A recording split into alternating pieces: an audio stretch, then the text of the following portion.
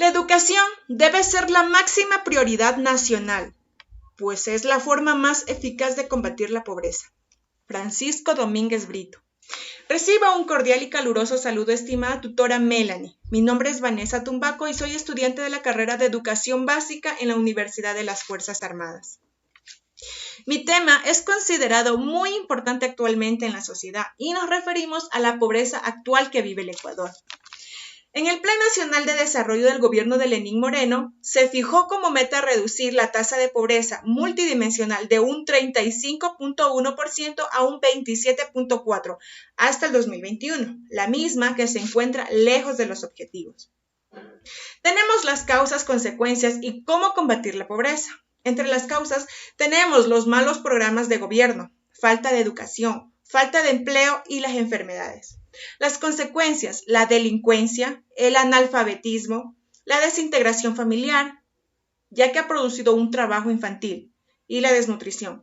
Y cómo no, cuando hablamos de combatir la pobreza, existen 4 pilares fundamentales y entre estos están el Estado, el mercado, la sociedad en general y promover la producción.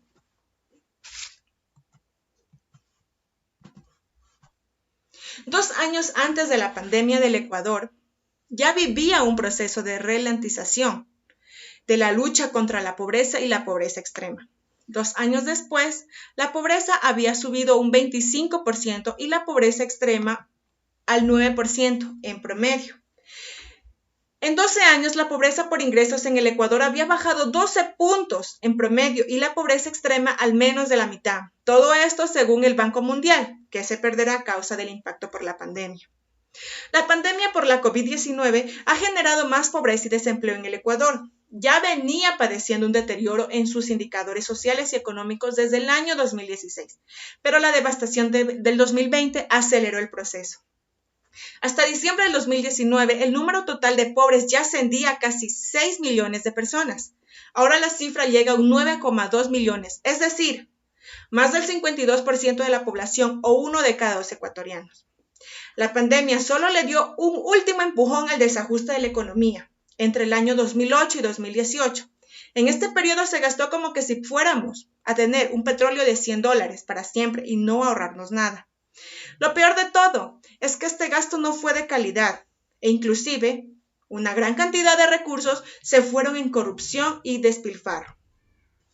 Podemos ver aquí una imagen de los impactos de COVID-19 por sector y afectos regionales.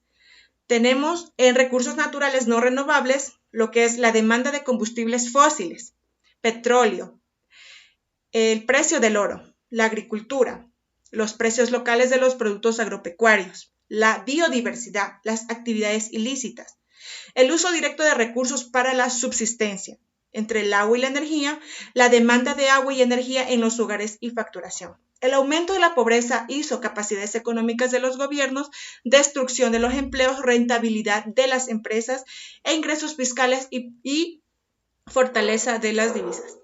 Entre mayo del año 2019 y 2020 se duplicó el número de personas que reciben el bono. Sin embargo, el Fondo Monetario Internacional le jaló las orejas al país porque apenas el 30% de los sectores más pobres reciben este tipo de transferencias directas.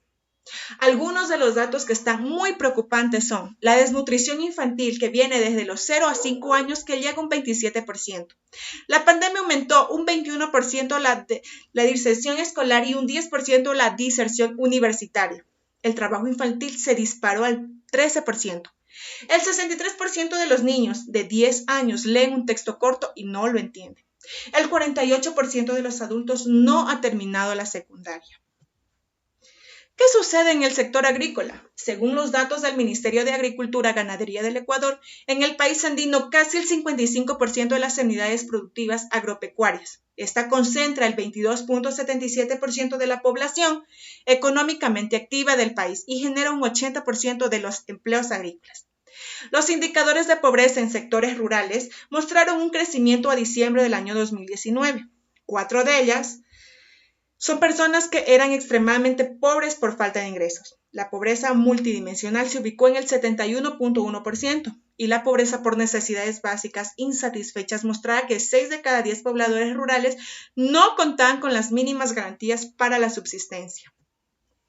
La agroexportación florícola también ha generado pobreza. En marzo del año 2020, el sector florícola se declaró en crisis profunda debido a la caída de las exportaciones. Según la Asociación Nacional de Productos y Exportadores de Flores, el Ecuador sufrió una reducción del 70% de sus ventas por cancelaciones de los pedidos y los cierres de frontera.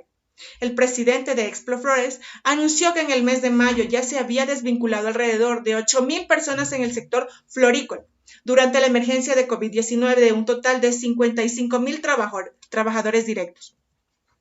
Una de mis conclusiones es que cada gobierno que ingrese a administrar nuestro país debería conocer lo que es la empatía y así darse cuenta de las necesidades que vive cada pueblo, tomar las medidas útiles que sirvan para erradicar no solo la pobreza de un gobierno, sino la pobreza multidimensional que vive nuestro país. También es inevitable no apreciar todo lo que sucede en nuestro alrededor. La corrupción de muchos de nuestros políticos, los cuales no satisfacen las necesidades del Ecuador. Con una pobreza a simple vista, derrochando el dinero a diestra y siniestra, sin poder solucionar los graves problemas que se viven a diario. Muchísimas gracias.